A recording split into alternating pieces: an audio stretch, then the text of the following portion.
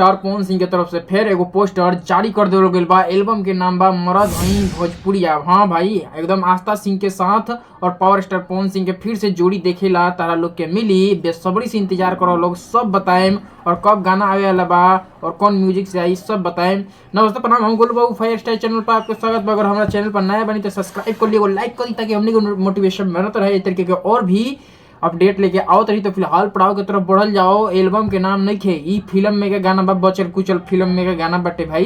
तो एल्बम के नाम कहल जाए मरद हई बच्चा, यानी उस फिल्म का ये नया पोस्टर डिजाइन कर दिया गया है। देखिए कंपनी वाला कितना तेज है, मतलब फिल्म का सॉन्ग होता है और इसको इस तरीके से नया पोस्टर डिजाइन कर दिया जाता है। इस पोस्टर पे भी लिख दिया जाता है कि 2024 का लोकगीत।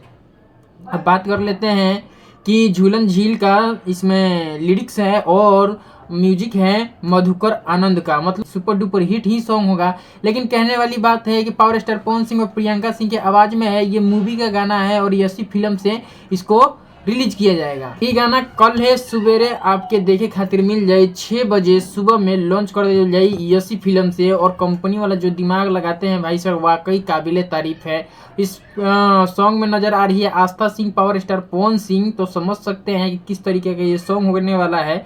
अभी 2 इनका आया था, मूवी में का ही सॉन्ग था, वो सुपर डुपर फ्लॉप हुआ था। अब देखते हैं कि आस्था सिंह इस सॉन्ग में है तो कहीं ना कहीं तो बवाल होना बनता है। और ये भी समझ लीजिए कि हो सकता है थोड़ा सा कॉन्सेप्ट जो कि खेसारी लाल का सॉन्ग एक आया था मरद हई बच्चा बा, तो मरद हई भोजपुरिया, इस तरीके का इसका भी टाइटल है। तो थोड़ा सा उधर से खींच के इसमें डाला गया होगा जरूर। तो हो सकता है विवाद भी बन जाए। और बता the power star Pawan Singh के नए गाना के भी एल्बम का जो शूट चल रहा बा घड़ी, लेकिन अभी अपडेट आयल नहीं किया। वो बड़ा जल्दी अपडेट आ जाता है लोग के बीच में।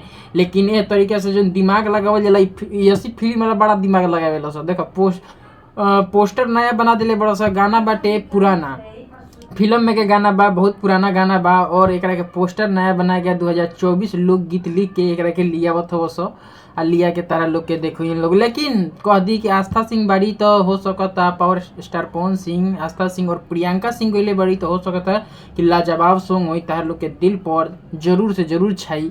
लेकिन कहे वाला यह चीज बा कि जिस तरीका से ये लोग कर लोग न भाई साहब, इनके लोग के सूतर बहुत महंगा पड़ रहा बा। यही खेसारी लाल एकदम तबाही मचा रहल बड़न, हर तरफ तबाही मचा रहल बड़न। तो ये जानकारी लोग हो गए कल है तार लोग की गाना देखे ला मिल जाए 6 बजे सुबह में।